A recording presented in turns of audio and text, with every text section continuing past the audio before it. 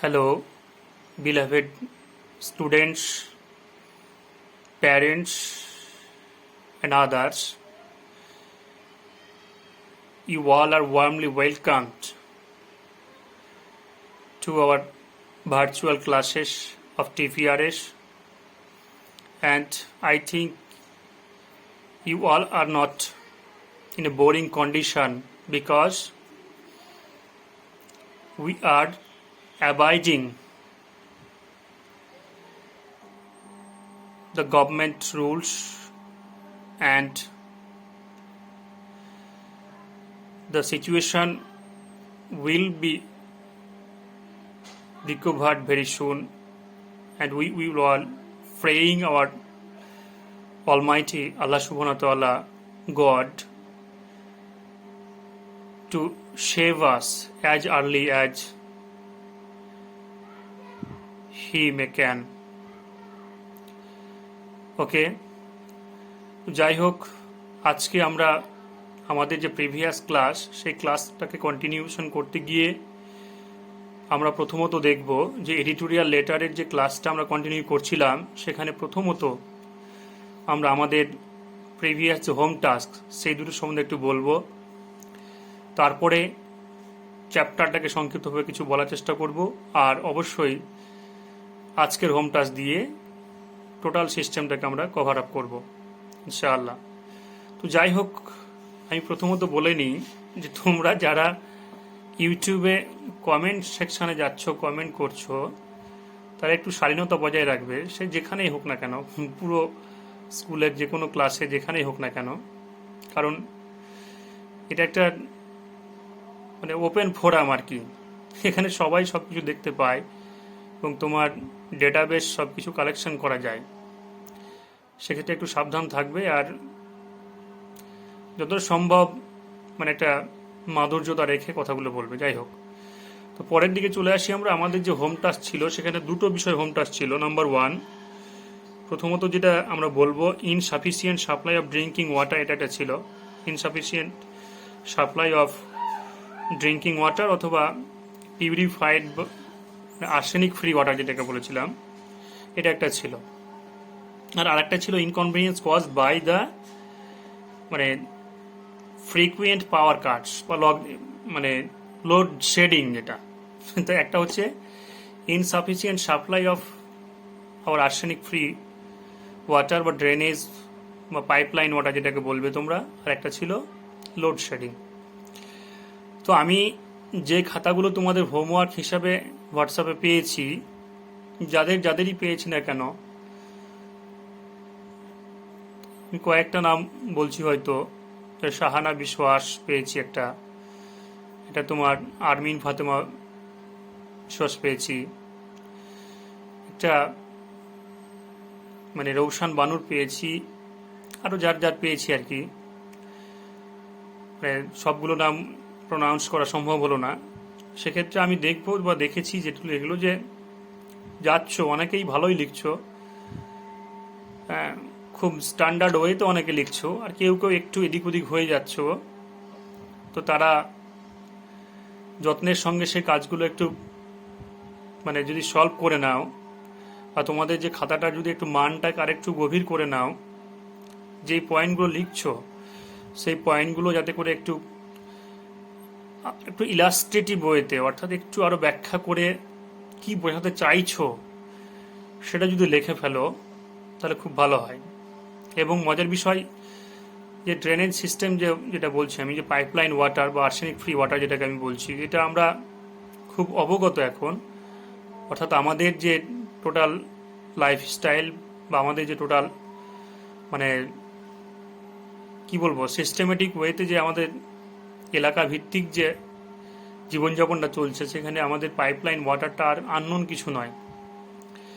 এই প্রবলেমগুলো কি কি লিখতে পারতে তোমরা, দিতে পারতে, হ্যাঁ এখানে একটা ইররেগুলার ম্যাটার হয়ে দাঁড়াচ্ছে, এটা যে ঠিকঠাক করে জলটা আসছে না সব সময়, আবার সাফিসিয়েন্ট ওয়েতে আসছে না, মানে ইনসাফিসিয়েন্ট সাপ্লাই অফ ওয়াটার, যেটা অর্থাৎ প্রত্যেক দিন সেটা তো আসছে বা কোনো দিন তো আসে না, সেটা আলাদা কথা, কিন্তু যখন আসছে ধরো পার ডে 2 টাইমস বা 3 টাইমস এরকম আসছে আর কি।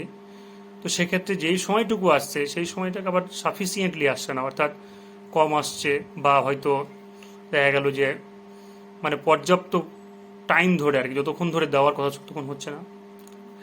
নাম্বার 4, ধরো মানে কি বলবো, মানে ডাস্টি ওয়াটার সাপ্লাই যেটা বলবে আর কি, মানে প্রায়শই দেখবে তোমার জলের সঙ্গে কাদা আসছে, পলিথিন ভেসে চলে আসছে, বা আর কিছু।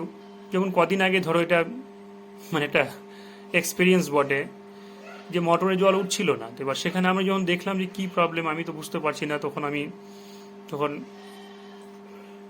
যারা মিস্ত্রি আর কি, যারা কাজ বোঝে তাদেরকে যখন ডাকা হলো, তখন দেখা গেল যে হ্যাঁ, কোথাও মোটরের দোষ খুঁজে পাচ্ছে না, মেশিনটার দোষ খুঁজে পাচ্ছে না। সেক্ষেত্রে কি হলো, ও পুরো সিস্টেমটাকে খুলে যখন দেখা গেল যে ওরে বাপরে, অনেকগুলো পলিথিন এসে পাইপলাইনের যে একদমই শেষে এসে, মানে মোটরের কাছে এসে, যেখানে জলটা ফাইনালি আর কি মানে ট্যাঙ্কিতে ওঠাবে, সেই সিস্টেমটাকে মোটরের একদম সে মানে প্রান্ত ভাগ যেটা, যেখানে নেট সিস্টেম থাকে আর কি, সেখানে এসে আটকে পড়ে আছে। মানে অসংখ্য পলিথিন, মানে বেশ কয়েকটা আর কি টুকরো টুকরো পলিথিন এসে আটকে পড়ে আছে, এবং সেটা টোটাল সিস্টেমটাকে ব্লক করে দিয়েছে। বলে জল উঠছিল না, এটা একটা প্রবলেম। তাইলে এই যে পলিথিনগুলো কি করে আসছে। নাম্বার 5, আবার দেখো অনেক সময় দেখবে যে যেখানে সেখানে পাইপগুলো খোলায় পড়ে আছে, পাইপ ফেটে গেছে বা ফাটিয়ে দিয়েছে লোকাল পিপুলস বা কিছু গুন্স যারা বদমাশ যারা, তাদের ক্ষেত্রে সেই প্রবলেমসটাকে তোমরা উল্লেখ করতে পারো। আবার মানে ট্যাপহীন যেগুলো নল চলছে রাস্তাঘাটে, দেখবে অসংখ্য জায়গায়, যেখানে আমরা রাজস্থানের মতো জায়গাতে কদিন আগে একটা খবর এলো, দেখলে যে পথ চলতে গিয়ে, মরুভূমির বুকে পথ চলতে গিয়ে তার দিদা এবং একটা ছোট বাচ্চা, মানে খুব দুর্বিষহ একটা ঘটনা, 20 কিলোমিটার মতো পথ চলতে গিয়ে তার মানে রাস্তার মধ্যেখানেই আর কি, মরুভূমির বুকেই ছোট বাচ্চাটি মারা গেল। আর সে দিদা যেটা যিনি ছিলেন, তিনি অসুস্থ, একদম হসপিটালাইজ কন্ডিশন। এটা নিয়ে তোলপাড় হয়ে গেল গোটা মিডিয়া, রাজস্থান সরকারকে কেন্দ্র সরকার থেকে ভর্ৎসনা করা হলো। তো সেক্ষেত্রে আমরা দেখব যে আমাদের এলাকাতে দেখো, বা তোমাদের পরিচিত একটা ফ্যাক্ট দেখবে, যেখানে সেখানে নলটা দিয়ে জল পড়তেই আছে, কোনো প্রকার মানে বাধ্যবাধকতা নেই। আবার দীর্ঘদিন ধরে দেখবে অনেক বড় বড় পাইপ যেগুলো ফেটে পড়ে আছে, পুকুর ভরছে, রাস্তা ভরে দিচ্ছে, এটার জন্য একটা বিশৃঙ্খল পরিস্থিতি তৈরি হচ্ছে। আবার বর্ষাকাল দেখবে সেই রাস্তাগুলো অনেকটা নষ্ট হয়ে যাচ্ছে, সেই জন্য মানে লটস অফ গ্যাদারিং চলছে আর কি, এটা একটা কারণ। তারপরে কি, যে টোটাল যে সিস্টেমটা, অনেক সময় জলটা দেখবে তুমি টেস্টলেস হয়ে যাচ্ছে, মানে খুব ভালো জল আসছে না। এটা তো যেমন আছে, তার সঙ্গে যে যেগুলো আমাদের মিনারেল যোগ করার কথা, যেগুলো একটা জলের সাপ্লাই করার ক্ষেত্রে যে মানে ফাইনালি যে আমাদের জলে যেগুলো অ্যাডেড মিনারেলস যেগুলো থাকার কথা, সেগুলো দিচ্ছে না। যারা ওখানে দায়িত্বপ্রাপ্ত কর্মচারী আছেন, হয়তো তারা সেগুলোকে কালোবাজারি করে নিচ্ছেন, ইত্যাদি ইত্যাদি। তাতে করে কি হয়, আমাদের যে জলবাহিত যেগুলো অসুখ বিসুখ আর কি, যেগুলোর জন্য আমরা সেই পাইপলাইনের বা সেই আর্সেনিক ফ্রি জলটার উপরে আমরা নির্ভরশীল হয়ে পড়ি, সেগুলো কি হয় মানে আখেরে উল্টো হয়ে যায় আর কি, হিতে বিপরীত যেটাকে বলি আমরা, সেটা হয়ে যায়। সেই প্রবলেমসটা তুমি অ্যারাইজ করতে পারো। আর সর্বশেষ যদি আমি নাও বলবো, অনেক প্রবলেম আছে তার থেকে, এবং যেটা বেশি ইউজ করতে পারো, যে যারা অথরিটি আছে, হ্যাঁ, তারা তো রেসপন্সিবল বটেই।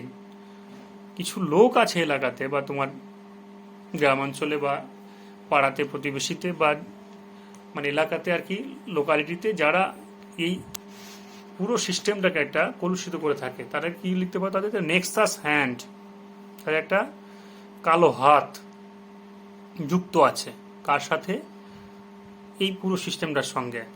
যে মিনারেলস চুরি করে নেওয়া, পাইপলাইনটাকে যে পাইপ দেওয়ার কথা ছিল সেটা না দিয়ে, হ্যাঁ, কন্ডাক্টরদের সঙ্গে একটা সমঝোতা করে নিয়ে টাকা মেরে নেওয়া, মানে কাটমানি যে সিস্টেমটাকে বলা হচ্ছে আর কি, কালোবাজারি, সেটা করে নেওয়া। আর এর সঙ্গে আজকাল যুক্ত হয়েছে কারা না, তোমার দেখবে অসংখ্য ব্যাঙের ছাতার মতো গজিয়ে ওঠা বিভিন্ন প্রকার জলের ব্যবসা, পানির যে ব্যবসাগুলো যেখানে সেখানে শুরু হয়েছে, এরা একটা খুব ইনভলভ থাকছে। অর্থাৎ তারা যেন চাইছে ইচ্ছাকৃত যে এগুলো কিছু একটা হোক, বা পাইপটা ফেটে যাক, কাদাটা ঢুকে যাক, জলটা না মানে অপরিষ্কার জল আসুক, সেক্ষেত্রে তারা কি করবে, ওই ব্যবসাটাকে রমরমিয়ে করবে। এক্ষেত্রে আমাদের যে লোকাল প্রশাসন যারা, অর্থাৎ পুলিশ প্রশাসন, লোকাল যে বিডিও অফিস, বিডিও বা পঞ্চায়েত প্রধান বা আমাদের যে পুলিশ, এরা যদি কনসাস না হন, তাহলে আমাদের টোটাল সিস্টেমটা কোলাপস হয়ে যাবে, ধ্বংস হয়ে যাবে। তাহলে আমরা একটা সাধারণ পরিবারের, যেখানে আমাদের সংসার চালাতে হিমশিম খেতে হচ্ছে, সেখানে আবার জলটা কিনে খেতে হবে, একটা ফ্যাশনেবল টাস্ক হয়ে যাবে। তো এই বিষয়টাকে উল্লেখ করতে পারো, এই টোটাল সিস্টেমটাকে নিয়ে লেটারটা হতে পারতো, ঠিক আছে। তারপরে সেকেন্ডটায় চলে যায়, inconvenience caused by frequent power cuts বা লোডশেডিং। এখন আমি যদি বলি এই ফ্রিকুয়েন্ট পাওয়ার কাটস বা লোডশেডিং যে প্রবলেমটা, যেটা মানে অল ওভার দ্য ওয়ার্ল্ড যদি বলি, তাতেও খুব একটা মনে প্রবলেম হবে না। আর মেইনলি আমরা যে আমাদের যে জেলা বা আমাদের যে লোকালিটি, সেখানে পাওয়ার কাটসটা একটা কি বলবো, মানে ডেইলি নিডস যেমন আমরা পূরণ করে থাকি, যে ধরো আমাদের ইউনিভার্সাল টাস্ক যেগুলো আছে, যে সূর্য পূর্ব দিকে ওঠে এরকম নাকি, মানে দিন হয় রাত হয়, বা আমরা যেমন স্নান করি প্রত্যেক দিন, খাই, ঘুমোই, হ্যাবিচুয়াল ফ্যাক্টস যেগুলো, সেগুলোর মতো একটা হ্যাবিচুয়াল ইভেন্টে দাঁড়িয়ে গেছে কোনটা, এই লোডশেডিংটা। এই লোডশেডিংটার ক্ষেত্রে আমাদের খুব ভাবার বিষয় আছে একটা, যেটা ঠিক কেন হচ্ছে বা কারা করাচ্ছে এটা। তো আমরা দেখব এর প্রবলেমগুলো কি কি হতে পারে। না, আমাদের লোকালিটিতে, অর্থাৎ আমাদের যে পাওয়ার হাউস যেগুলো রয়েছে আর কি ইলেকট্রিফিকেশনের জন্যে, তাদের যারা কর্মচারী এবং তার সাথে টোটাল সিস্টেমটাকে যারা করাপ্ট করছে, তাদের মেইনলি যে মানে ভাইটাল পার্ট যারা প্লে করছে, রোল যারা প্লে করছে, তারা হচ্ছে আমাদের মতো একটা সাধারণ মানুষজন যারা, অর্থাৎ কাস্টমার্স। কেন? মানে তারা যে এখনো গ্রামাঞ্চলে হুকিং এই সিস্টেমটা যে চলছে, তুমি মনে রাখবে কদিন আগেই মাত্র কলকাতার বুকে, এবং ইভেন একদম মানে আনবিলিভেবল, তুমি ব্যাটার হয়ে যাবে যে কদিন আগে রাজভবনের সামনে, কলকাতার সব থেকে বেশি একটা সারা জাগানো যে স্থান যেটা রাজভবন, সেই রাজভবনের সামনে ইলেকট্রিক খুঁটিতে যেটা মানে চুরি, মানে ইলেকট্রিফিকেশনের যে এটা চলছিল আর কি, ওটা হুকিং যাকে বলি আমরা, সেটার কারণে ওই দিনটা জাস্ট বৃষ্টি হয়েছিল আমফানের পরের দিন মনে হয়। তো সেখানে গিয়ে বৃষ্টির পরে ওই একটা বা ছেলে, জাস্ট আমাদের ফরাক্কার, মানে আমাদের নিউ ফরাক্কা যে বলছি না জায়গাটা ফরাক্কা, সে ফরাক্কার ছেলে যে কিছুদিন আগেই একটা জব পেয়েছিল এটা প্রাইভেট কোম্পানিতে, সে ওখানে দিয়ে হেঁটে যাচ্ছিল, জলের তারটা ছিল, আর সে ওখান দিয়ে যেতে গিয়েই মানে বিদ্যুৎ স্পৃষ্ট হয়ে মারা যায়, অর্থাৎ ইলেকট্রিক শক লেগে যাকে বলা হয় আর কি, জলটাকে ইলেকট্রিক হয়ে গেছে আর পোলটাকে ইলেকট্রিক হয়ে গেছে, দিয়ে সেখান দিয়ে যেতে যেতে সে কি হয়েছিল, মারা গেছিল। এটা নিয়েও কম রাজনীতি হলো না আর কি, কারা দায়ী, কেন দায়ী, কে করলো, এটা থাকেই প্রত্যেক মৃত্যুর পরে। কিন্তু আসলে আমি যেটা বিষয়টাকে বলতে চাইছি, এই লোডশেডিংটা এটা একটা কারণ।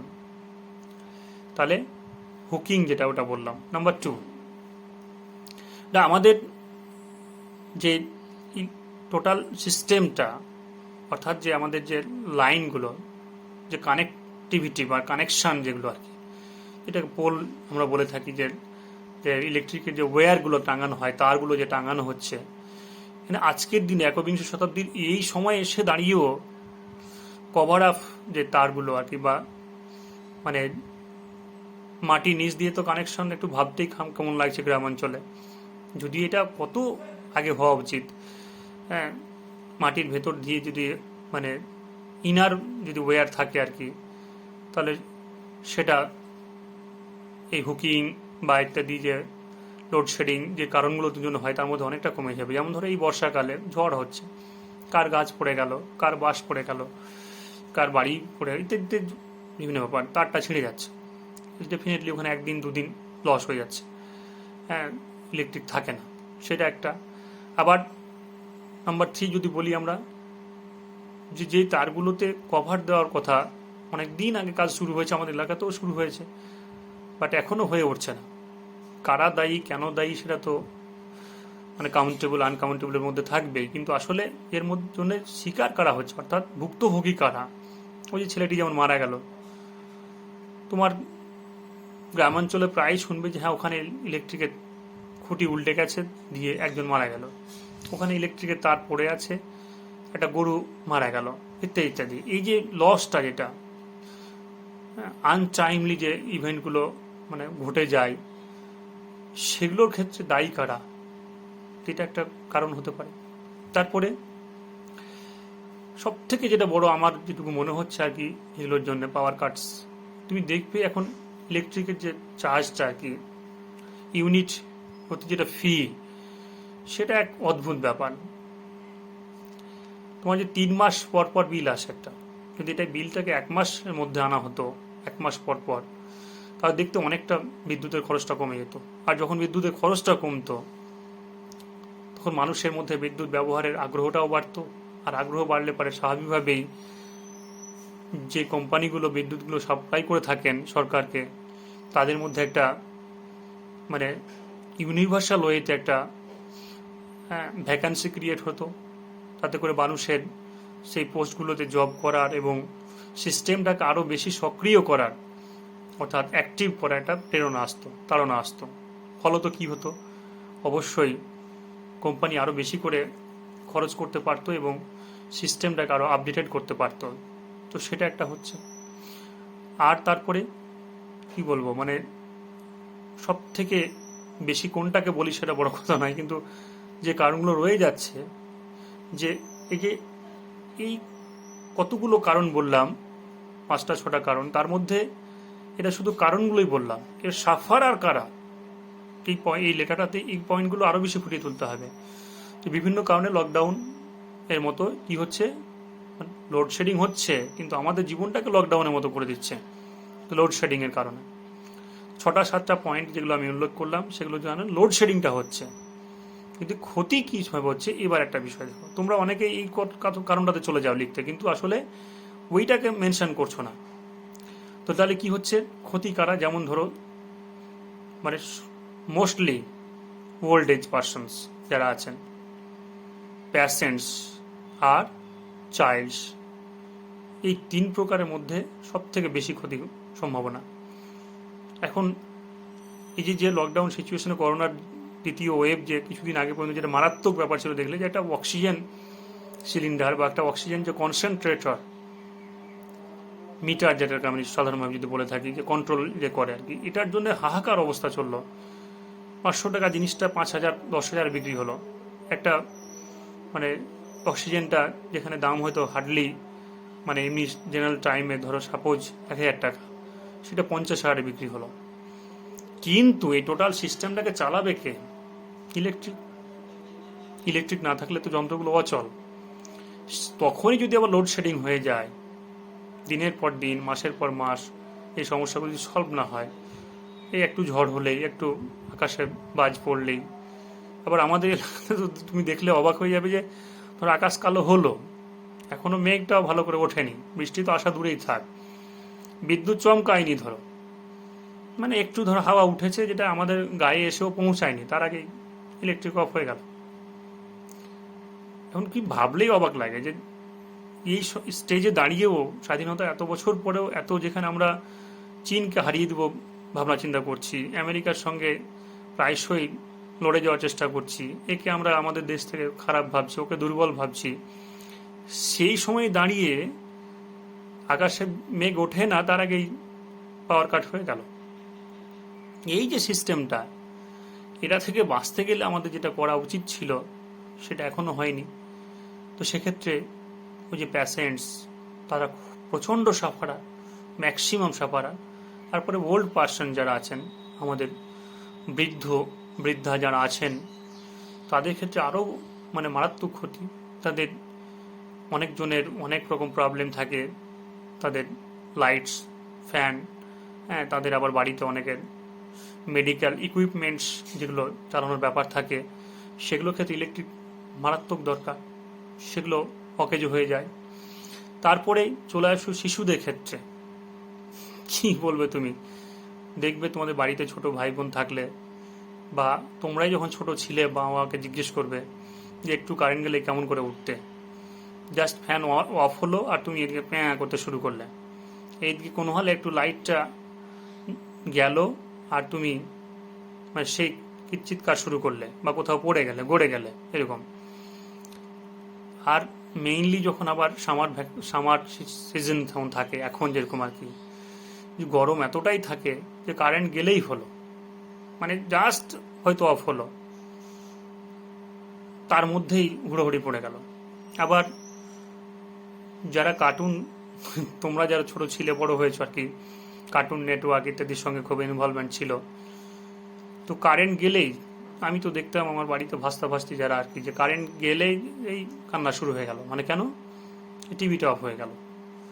হ্যাঁ, সেক্ষেত্রে ইলেকট্রিফিকেশন বাচ্চাদের মানে মেন্টাল ডিপ্রেশন একটা কারণ হয়ে দাঁড়াচ্ছে, তার সঠিক ঘুম হচ্ছে না, তার যে এনজয়মেন্ট সেটাও স্টপ হয়ে যাচ্ছে, ইত্যাদি ইত্যাদি। আর অবশ্যই ফোর্থলি যাদের ক্ষতি হচ্ছে তারা হচ্ছে কারা, এক্সাম আইনি পরীক্ষার্থী স্টুডেন্টস, তাদের। এই ধরো তোমরা পড়তে বসেছো আর হয়তো কোনো হালে বইয়ের পাতা খোলা হয়েছে আর কারেন্ট চলে গেল, তখন তোমরা কি বলছো, বাল্লে বাল্লে ছাড়ো, চলো আজকের মতো আর কাম নেই, দরকার নেই পড়ার। কেন, কারেন্ট চলে গেল মানে কি আর কি পড়বো, দরকার নেই পড়ার, কাম হয়ে গেল। এই যে ভাবনা চিন্তাটা একটা, যে কারেন্ট নেই মানে কাম শেষ, এবার ঘুমিয়ে গেলে বা অন্য কিছু করতে লাগলে তো পড়াটা চলে গেল। এটা যদি ডেইলি একটা মানে হ্যাবিচুয়াল ফ্যাক্ট হয়ে যায় তাহলে তো মুশকিল, সেটা একটা কারণ হতে পারে। এরপরে শিল্প কলকারখানা হাবি ঝাবি যা আছে এগুলো তো হবেই, সেগুলো লিখবে, এই বেসিসে লেটারটাকে লিখতে হতো। ঠিক আছে, এবার চলে যাই আজকের যে সেকেন্ড কাজ আর কি, যে চ্যাপ্টার ইন ব্রিফ।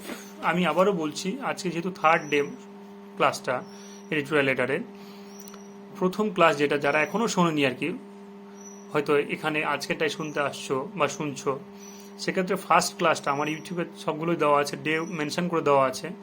ফার্স্ট ক্লাসটা শুনবে, সেকেন্ড ক্লাসটা শুনবে, তারপরে জেনারেলি আজকের ক্লাসটা শোনার পরে দেখবে, মানে কি বলবো, মানে গ্যারেন্টি তো আমি দিতে পারবো না, ওটা দিয়ে আমার অভ্যাস নেই, দেবো না, অন্যান্য অনেকে দেন সেটা, যে হ্যাঁ গ্যারেন্টি আমি শেষ কথা, এটা আমি বলবো না, বাট এটুকু শিওর যে কাজ হয়ে যাবে এবং মানে ভালো কিছুই এটা হবে, তো সেটা তোমরা ফলো করবে। এবার আমি চলে আসি বাকি যে কথাটাতে, যে বাকি যে রুলস অ্যান্ড নর্মসগুলো যেগুলো আছে একটা এডিটোরিয়াল লেটারের ক্ষেত্রে, যেগুলো হওয়া উচিত, সেগুলো প্রত্যেকটাই কথা বলা আছে, সেই কথাগুলোকে ভালো করে একটু শুনবে, বুঝবে, দরকার পড়ে লিখে নিবে খাতায়। তারপরেও যদি কিছু প্রবলেম হয় আমাকে পার্সোনালি হোয়াটসঅ্যাপ করবে, অবশ্যই আমি সেটা বলে দেওয়ার চেষ্টা করব। এবার চলে আসি নাম্বার 3 পয়েন্ট, আজকের যেটা কথা, যে আজকের হোম টাস্ক। আমি আজকে যেটা হোম টাস্ক দেবো বলে সিলেক্ট করে রেখেছি সেটা হচ্ছে serious concern over constant rise in the price of essential commodities. একটা হোম টাস্ক দিচ্ছি আজকে, হ্যাঁ, কি, serious concern over constant rise in the price of essential commodities. Serious concerns over the constant rise, অর্থাৎ ক্রমান্বয়ে বেড়ে ওঠা, সিরিয়াস কনসার্ন অর্থাৎ একটা মারাত্মক একটা অভিযোগ, একটা ভাবনা বা একটা মানে বিষয় উল্লেখ করা, ওভার দ্য কনস্ট্যান্ট রাইজ মানে ক্রমান্বয়ে বেড়ে ওঠা, ইন দ্য প্রাইস মূল্য, অফ এসেন্সিয়াল কমোডিটিস অর্থাৎ নিত্য প্রয়োজনীয় দ্রব্য, অর্থাৎ এটাকে আমি সংক্ষিপ্ত বলি price rice of essential commodities, অর্থাৎ যেটাকে অনেক সময় বলে হাই প্রাইসও বলে, হাই প্রাইস অর্থাৎ দ্রব্য মূল্য বৃদ্ধি। এই সম্বন্ধে আজকে একটা হোম টাস্ক তোমাদের থাকছে। তো আমি যদি ইন সিম্পল ওয়েতে বলি, যে আমরা যারা এই ক্লাস 9-এ পড়াশোনা করি, তোমরা তোমাদের বাবা মাকে যদি জাস্ট একটা সিম্পল ওয়ার্ড জিজ্ঞেস করো বাড়িতে, যে বাবা আজকে বাজার গেছিলে তো কত টাকায় শশাটা কিনলে, বা পটলটা কটা কেজি হলো, বা বেগুনটা কত টাকা কেজি, কাঁচা লঙ্কাটা কত টাকা, ইত্যাদি ইত্যাদি যদি একটু জিজ্ঞেস করো ডালটা কত টাকা পেলে, তাহলেই বুঝবে যে কী হালাত। অর্থাৎ আরও বেশি যদি বলি, বাড়ির রান্নাঘর যিনি সামলান, আমাদের মা মাসি, হ্যাঁ, যারা সামলান আর কি মহিলারা, তাদেরকে তুমি যদি জিজ্ঞেস করো যে হ্যাঁ প্রাইস রাইসটা কি, তাহলে তারা ঠিক বলবেন যে আসলে অবস্থাটা ঠিক কোথায় দাঁড়িয়ে আছে। মানে জাস্ট লাইক ছ্যাঁকা লাগার মতো ব্যাপার। ধরো তুমি রান্নাঘরে গেছো আর এটা গরম উত্তপ্ত একটা কোনো একটা লোহার কিছু, যেটা কড়াই ধরা বা কিছু ইউজ করা হয়, সেটা তুমি হাত লাগিয়ে দিলে, তো কি অবস্থা হবে তোমার? এরকম করবে। আর আরও তো কান্নাকাটিতে যা করবে করবেই, এরকম করবে কি না? তো এর থেকেও বেশি অবস্থা খারাপ হচ্ছে আজকাল বাজারে। মানে যা তা কন্ডিশন। কারণগুলো কি একটা একটা করে সিরিয়ালে আমি যদি বলি, তো সব থেকে যেটা আগে চলে যাবে আমাদের, তুমি তো সেটা বলবেই যে হ্যাঁ এটা প্রবলেম জন্য আমি যেটা লিখছি এই কথাগুলো লিখবেই। আর কারণগুলোর জন্য প্রথমত যেতে যেতে হবে সেটা হচ্ছে খুব মানে কি ডিটেলসে লিখতে হবে, সেটা হচ্ছে price of petrol diesel, increases price of petrol diesel, বা হাই প্রাইস বা constant rise of price of petrol and diesel. এটা হচ্ছে সব থেকে বেশি ফরমোস্ট ইম্পর্টেন্ট কারণ। কারণ পেট্রোল ডিজেলটা যতটা দাম বাড়ছে, এর ফলে টোটাল সিস্টেমটার উপরে প্রভাব পড়ে যাচ্ছে। আমি কি বলি তোমাদের, যে বিধানসভা ভোটটা আমাদের যে প্রায় 42-45 দিন শেষ হওয়া হয়েছে, 50 দিন কাছাকাছি হতে চলছে আর কি, সেই ভোটের পর থেকে শুরু হয়েছে দাম বাড়া, এখন অবধি কমেনি বা থামেনি। প্রত্যেকটা দিন, এখন আজকের দিনে দাঁড়িয়ে পেট্রোল 96 টাকা পার লিটার, ডিজেল 92 সামথিং মনে হয়, 90+। ভাবো তো, 1 লিটার পেট্রোল ডিজেলের যদি এত দাম হয়, তো আমাদের টোটাল ট্রান্সপোর্ট সিস্টেম যেটা দাঁড়িয়ে আছে তার উপরেই তো দাঁড়িয়ে আছে। আমাদের যদি যানবাহনগুলো ঠিক না চলে, এক জায়গায় থেকে আরেক জায়গায় যে মাল, কাঁচামাল থেকে শুরু করে সব কিছু, যে গণপরিবহন যেটা চলছে সেটা যদি স্টপ হয়ে যায়, তাহলে তো কি অবস্থা হবে। কারণ একটা এলাকা ভিত্তিক বা একটা জায়গাতে তো সব কিছু হয় না। আমাদের টোটাল যে সিস্টেমটা, বাস্তুতন্ত্র যেরকম তোমরা জীবন বিজ্ঞানে পড়ছো আর কি, পুরো সিস্টেমটা তো একে অপরের উপর দাঁড়িয়ে আছে, মানে লেনদেন প্রসেসের মতো আর কি, বা সিস্টেমেটিক ওয়েতে যেটা দাঁড়িয়ে আছে। তো সেক্ষেত্রে এই পেট্রোল ডিজেলের দাম বাড়াটা আমাদের টোটাল সিস্টেমটার উপরে একটা ইফেক্ট হয়ে যাচ্ছে। মানে যানবাহন থেকে শুরু করে এখন এটা পাম্প সেট মেশিন থেকে শুরু করে, যেটা শ্যালো টিউবওয়েল, এগুলো চালাতেও তোমার পেট্রোল ডিজেল কেরোসিন লাগে। তো সেগুলো থেকে শুরু করে তোমার যে সেচ, যেটা ইরিগেশন ডিপার্টমেন্ট যেটা, সেটার ক্ষেত্রেও তাই এগুলোর দরকার। এই টোটাল সিস্টেমটার ক্ষেত্রে এটা একটা বাধা হয়ে দাঁড়াচ্ছে, নাম্বার 1। এবং এটা ডিটেলসে লিখতে হবে, 3-4 লাইন 5 লাইন লিখতে হবে এটা। এবার ফলস্বরূপ এখানে কি হচ্ছে, সমস্ত কাঁচা মাল থেকে শুরু করে সবের উপর প্রভাব পড়ে দামটা বাড়িয়ে দিচ্ছে। এবার বাকি কোথায় চলে আসবে, যে আমাদের প্রকৃতির, অর্থাৎ যে ন্যাচারের একটা রুষ্ট আচরণ, অ্যাটিচিউড, খামখেয়ালিপনা যেটাকে আমরা বলি। এই অত্যাধিক বর্ষা হয়ে যাওয়া, অত্যাধিক খরা হয়ে যাওয়া ইত্যাদি ফলে কি হচ্ছে, লোকালিটি বেসড যে শাক সবজি বা আমাদের যা এসেন্সিয়াল কমোডিটিজের মধ্যে যা পড়ে, সেগুলো নষ্ট হয়ে যাচ্ছে। স্বাভাবিকভাবেই তখন কি হচ্ছে, ধান কম হলে চালের দাম বেড়ে যাচ্ছে, কাঁচা সবজি না হলে সবজির দাম বেড়ে যাচ্ছে, ইত্যাদি ইত্যাদি। সেটা কারণ হতে পারে। তারপরে চলে আসো গভর্নমেন্ট যে রুলস, যেটা ট্যাক্স ইত্যাদি ইত্যাদি, সেগুলো খুব দায়ী এর পেছনে। এই ধরো পেট্রোলটায় স্টেট আর সেন্ট্রাল গভর্নমেন্ট মিলে যে টাকাটা নেওয়া হয় 1 লিটার পেট্রোলে, সেটা যদি কিছুটাও কমানো হতো শেষ যেটা, তাহলে অবশ্যই সেটা পেট্রোলটা 50-এর নিচে চলে আসতো, 50 চলে আসতো। তো তাদের এই রুলসটাও দায়ী, মানে প্রচুর পরিমাণে এটা এফেক্ট করছে আর কি। যে গভর্নমেন্টও সেক্ষেত্রে চাইছে না যে হ্যাঁ এগুলো দামটা কমুক, তাদের সেই নীতিটা একটা দায়ী।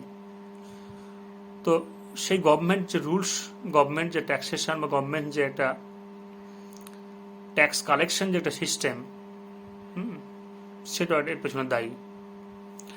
তারপরে বা নেক্সট পয়েন্ট যদি আমি বলি, যে টোটাল অথরিটি যারা আছে, পুলিশ প্রশাসন থেকে শুরু করে আবার যে বিডিও ইত্যাদি, এবং কিছু কালোবাজারি লোকজন, গুদাম ঘর যারা যাদের ইত্যাদি এই টাইপের, বা যারা ফড়ে ব্যবসায়ী, তাদের নেক্সাস হ্যান্ড অর্থাৎ কলুষিত হাত, দূষিত হাত, গোপন আঁতাত এর পেছনে সব থেকে বড় দায়ী। এই ধরো তুমি চালটা যেটা 35 টাকা বা 40 টাকা কিনছো, সেই চালটা তুমি 20 টাকায় পাবে। কেন পাচ্ছ না? বড় বড় মজুদদার, আড়তদার যারা, তাদের সঙ্গে প্রশাসনের একটা নেক্সাস থাকছে, একটা লিঙ্ক থাকছে। এই পেঁয়াজটা, রসুনটা এত দাম কেন? কারণ তাদের সঙ্গে একটা গোপন আতাত থাকছে। সেগুলো কি আড়তজাত করে দিচ্ছে, মজুদদারদের কাছে রেখে দিচ্ছে প্রশাসনের সহযোগিতায়। আর একটা মানে ম্যানমেড একটা ক্রাইসিস ক্রিয়েট করা হচ্ছে। সেই ম্যানমেড ক্রাইসিসের ফলে দামটা বেড়ে যাচ্ছে। হুট করে বলা হচ্ছে এটা নেই, মজুতে নেই, আবার কিছুদিন পরে দিয়ে দেওয়া হচ্ছে, তখন সেটায় 10 টাকার পেঁয়াজটা 40 টাকা, 50 টাকা, 60 টাকা হয়ে যাচ্ছে। এখানে কি হচ্ছে? কৃষকরা দাম পাচ্ছে না। যারা আমাদের কৃষক ভাই বন্ধুরা, যারা আমাদের মুখে অন্ন তুলে দেন, তারা দাম পাচ্ছে না। তাদের কাছ থেকে বিভিন্ন ব্যবসায়ী যারা, তারা কিনে নিচ্ছে। এবার তারা আবার কি করছে? এইভাবে বিক্রি করছে। তোমরা জানো কিছুদিন আগে, গত বছর একটা ঘটনা, যখন ওই আমাদের সেন্ট্রাল গভর্নমেন্ট একটা অদ্ভুত যুক্তি খাড়া করা হয়েছিল যে স্বদেশি ইত্যাদি ইত্যাদি, চীনা বয়কট, তখন দেখা গেছিল একটা কাউ ডাং, মানে হাসবে তুমি, একটা গরুর যে গোবর, সেই গোবর তৈরি একটা মাত্র চিপড়ি, যেটাকে বলি আমরা গ্রামাঞ্চলে, দেখবে যে ওই এতটুকু একটা গোবরের হয়তো 150 গ্রাম বা 100 গ্রাম একটা গোবরের একটা যে একটা আস্তরণ টাইপের আর কি, এটা ওই একটা দেওয়ালে বা কোথাও চিপকে দেওয়া যায় এরকম একটা তৈরি করে। ওটা আমাদের জ্বালানি হিসেবেও ব্যবহার করি আমরা অনেক সময় করে অনেক। সেইটা বিক্রি হচ্ছিল অ্যামাজন বা ইত্যাদিতে, যেগুলো মানে মার্কেটিং অ্যাপস, যেগুলো আর কি selling marketing apps, shopping apps, চমকে যাবা তুমি সেগুলোতে, যে 160 টাকা 200 টাকা করে একটা কাউ ডাং বিক্রি হচ্ছে।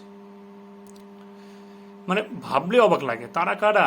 সেই রিলায়েন্স, টাটা, বিড়লা, যাকে বলি আমরা, টাটা কোম্পানি বাদ দাও, টাটাটা একটু অন্যরকম, যে আম্বানি, হ্যাঁ, ইত্যাদি ইত্যাদি, এই টাইপের লোকজনরা সব টোটাল সিস্টেমটাকে কিনে নিচ্ছে। তারা তখন ওই একটা কাউ ডাং বিক্রি করছে 150-200 টাকাতে। এরকম করে ধর তোমার পটল, তোমার ইত্যাদি যতগুলো আছে, যা তোমার ডাল, চাল, তেল, তুমি বাজারে দেখো এখন তেলগুলো যেগুলো ম্যাক্সিমামটা দেখবে তুমি সব ফরচুন ইত্যাদি ইত্যাদিতে ভরে গেছে। এগুলো কাদের? এই মাত্র কয়েকজন শিল্পপতিদের, আম্বানি, আদানি, উইলমার, এদের। এরা সব সিস্টেমটাকে কুক্ষিগত করে নিয়েছে, কিনে নিয়েছে, দিয়ে সে 200 টাকা লিটার এখন তোমার সর্ষের তেল, যেখানে নর্মালি যদি আমি সর্ষে কিনে যেটাকে সিস্টেম ওইটুকু যদি করি, তো এখনও এত হাই রেটেড মার্কেটেও সেটা 110-20 টাকা মতো পড়ে নাকি শুনেছি। তো এই টোটাল সিস্টেমটাকে তারা কিনে নিচ্ছে, এটা একটা কারণ। এই করে করে আমাদের যে মানে প্রশাসনিক উদাসীনতা, তার পেছন দিয়ে যা ভাবনা চিন্তা করে একটা দেশ এগোনো উচিত, সেটা না চললে যে কারণটা দাঁড়ায়, সেটাই আজকে হয়ে দাঁড়িয়েছে। ফলে ফলস্বরূপ আমাদের ডাল, চাল থেকে শুরু করে যা কিছু, যে মাছ, মাংস ইত্যাদি সব কিছুরই এত দাম বেশি। মেইনলি যারা নিত্য প্রয়োজনীয় জিনিসের মধ্যে পড়ে আর কি, এসেন্সিয়াল কমোডিটি যেটাকে আমি বলছি, ডাল, চাল, আলু, তেল, পেঁয়াজ, হ্যাঁ, কাঁচা সবজি ইত্যাদি ইত্যাদি, এগুলোর দাম এতটা বেড়ে গেছে। এগুলোর ফলে প্রভাবটা কি পড়ছে সেটা আবার লিখতে হবে শেষে দিকে। কি লিখবে?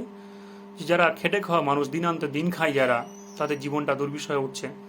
তাদের মানে কি হচ্ছে, final of life, due to this problems they are facing their final of life, অর্থাৎ তারা জীবনের শেষে এসে পৌঁছাচ্ছে। অর্থাৎ এর ফলে কি হচ্ছে, একদিকে কৃষক চাষ করে ফসলের দাম পাচ্ছে না, আর সেই ফসলটা আবার প্যাকেটিং হয়ে তার কাছে যখন আসছে, তখন দাম প্রচুর বেশি। তখন কি হচ্ছে, সে তখন আত্মহত্যা করতে বাধ্য হচ্ছে, জীবনটাকে শেষ করে নিচ্ছে। এই পুরো বিষয়টাকে নিয়েই লিখতে হবে আজকের যে হোম টাস্ক সেটা। তাহলে হাই প্রাইস বা price rice in essential commodity যেটা সেটা। আজকে এই পর্যন্ত শেষ করছি, কারণ অলরেডি 35 মিনিট ক্রস করে গেছে এবং তোমরা জানো যে এটা খুব টাফ একটা ক্লাসে কত মিনিটটা কম্পালসনের মধ্যে রাখতে গিয়ে। তো এর পরের দিন আমি দুটো করে দেওয়ার চেষ্টা করবো আবার। ভালো থাকো এবং সবাইকে বলছি তোমাদের ভিউজ খুব কমছে, ভিডিওগুলো দেখবে, ভালো করে শুনবে এবং অবশ্যই হোম টাস্কটা রেডি করে আমাকে দেবে। হোম টাস্কটা খুব কম আসছে, এটা একটু ফলো করবে। Stay safe, stay protected, by.